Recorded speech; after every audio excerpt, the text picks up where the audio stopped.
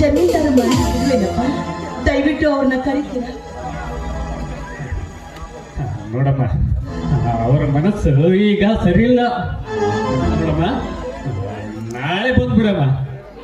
ಇಲ್ಲ ಯಜಮಾನ್ರಿ, ದಯವಿಟ್ಟು ಈ ರೀತಿ ಮಾತಾಡಬೇಡಿ. ಇವತ್ತು ಅರ್ಜೆಂಟ್ ಆಗಿ ನಾನು ಅವರನ್ನ ಭೇಟಿ ಆಗಲೇಬೇಕು.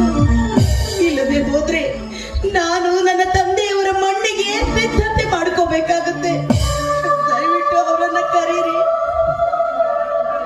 ನೋಡಮ್ಮ, ಎಂತ ಆಟ ಮರಿಯಮ್ಮ ನೀನು.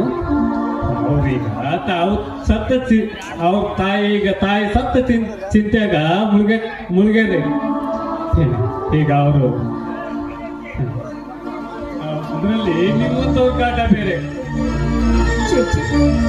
ಈ ವಿಷಯ ನನಗೆ ಗೊತ್ತಿರ್ಲಿಲ್ಲ ಯಜಮಾನ್ರಿ.